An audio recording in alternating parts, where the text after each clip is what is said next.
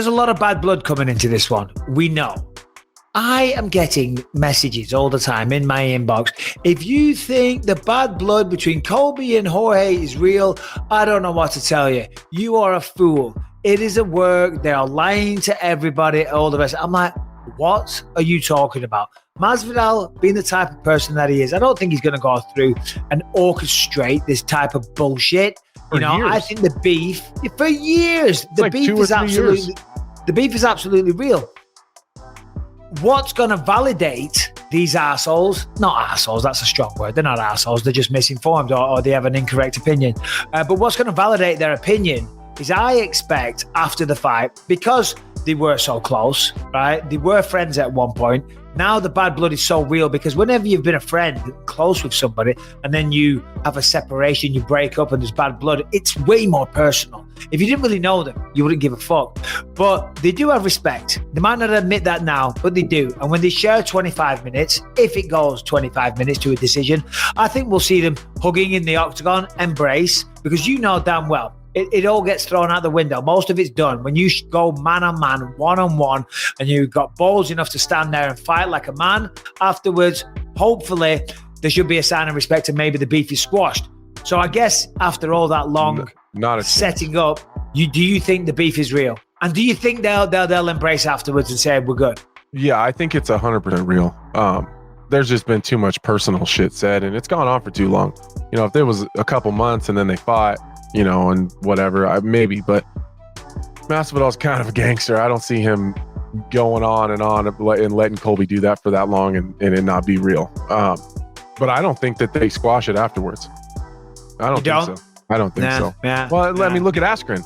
Askren just said a couple mean things and said that George sucked at fighting and then got KO'd, and Masvidal did not let that go. I mean, he cut a promo on him after the fight. He'll still take any opportunity he can to throw a knife at Ben Askren's back. Yeah, and Masvidal's came at me as well many times, and we almost Did you guys got squash into it. Yeah, we're good now. We're good. I mean, obviously, it was all through Yoel Romero and their Cuban connection. Of course, I get it. And I was talking shit at Yoel, and I ripped up a Cuban flag and threw it at Yoel Romero. So apparently, that's a big no-no. And then he was talking shit. He was trying to come at me in China and then on social media.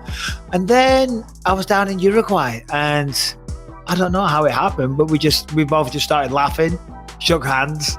Because it was all over bullshit, really. There was no real issue. Do you know what I mean? Right. And then, we just started laughing. And then that night I saw him, we had a few drinks. And then we shared a taxi back to the airport together on Sunday morning, both hungover, sharing war stories, just like Ryan Spans. And let me tell you, Masvidal's got some fucking war stories. He is a gangster.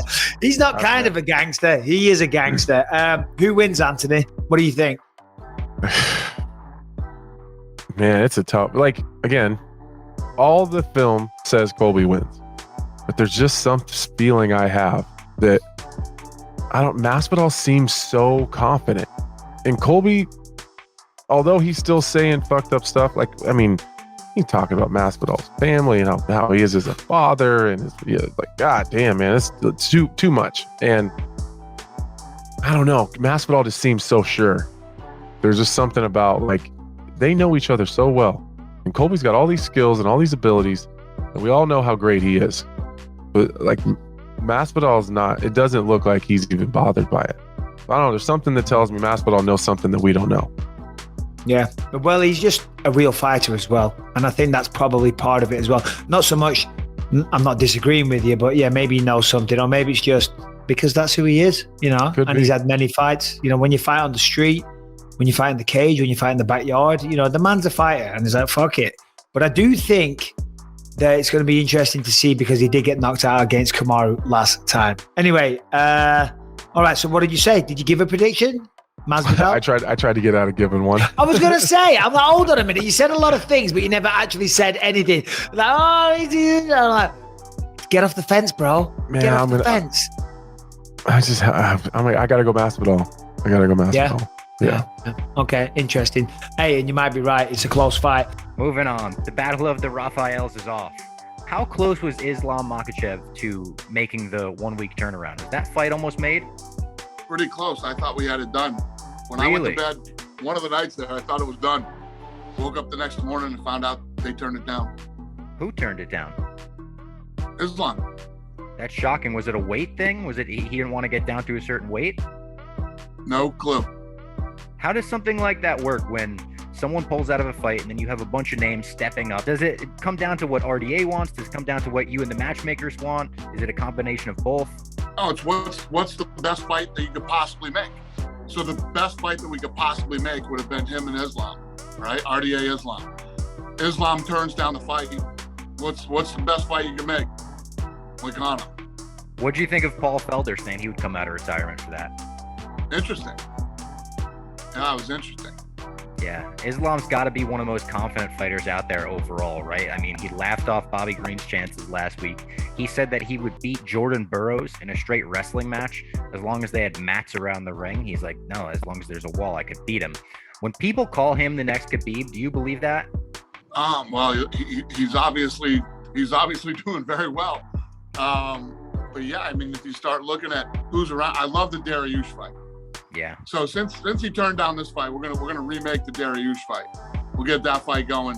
Dying to see that fight. And then he gets through Dariush. Very interesting. Yeah, then we're talking maybe a title shot for him. I mean, he's running 100%. through all of his opponents. It's crazy to see. 100%.